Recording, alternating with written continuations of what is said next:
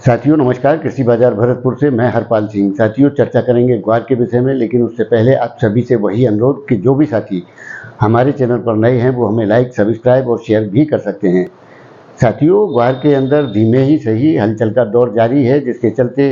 मामूली उठापटक ग्वार के अंदर देखने को मिल रही है। निश्चित तौर से ग्वार के लिए स्पीड कोई मायने नहीं रखती, हलचल के दौर जारी रहने चाहिए। ग्रीन और रेड सिग्नल दोनों बराबर दिखते रहने चाहिए। साथियों वैसा ही दौर कुछ ग्वार के अंदर चल रहा है, लेकिन मानसून की जो नई भविष्यवाणी मौसम विभाग द्वारा की जा रही है, जिसके चलते निश्चित तौर पर खरीफ फसलों के लिए खतरे की घंटी मंडराती हुई नजर आती है, जिससे नुकसान के साथ साथ फसलों की आवकों में भी देरी होगी, यानी कि कटाई फसलों की लेट होगी, जिसके चलते फसलों की आवकों में भी देरी की संभावनाएं बनेंगी। साथियों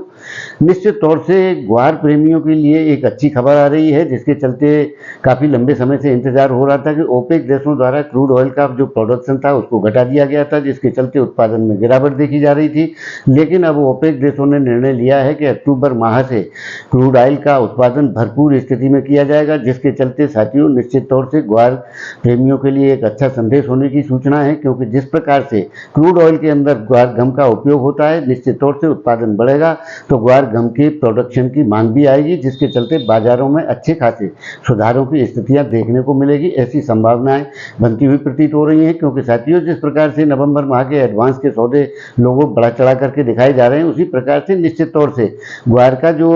फंडामेंटल है वो निश्चित तौर से अपने रास्ते की ओर जा रहा है, और धीरे ही सही, क्योंकि ग्वार के लिए स्पीड कोई मायने नहीं रखती। एक दिन में ग्वार क्या कर सकती है ये हम सब भली भांति जानते हैं। तो साथियों निश्चित तौर से हलचल जारी रहनी चाहिए, और अक्टूबर माह से किस प्रकार की मांग विदेशी बाजारों से निकलती है उसके ऊपर ग्वार की स्थितियां और तय होंगी, जिससे आने वाले दौर के अंदर इसकी स्पीड में तेजी आती हुई नजर आती है। साथियों निश्चित तौर से खरीफ फसलों में नुकसान हुए हैं, उत्पादन घटे हैं, कई चीज़ों की समस्याएं जरूर रही हैं, लेकिन गत वर्ष से निश्चित तौर पर यह माना जा सकता है कि ग्वार के उत्पादन में चाहे 10% हो या 15% हो या 5% हो, गिरावट निश्चित है। तो या ग्वार का उत्पादन गिरेगा और उधर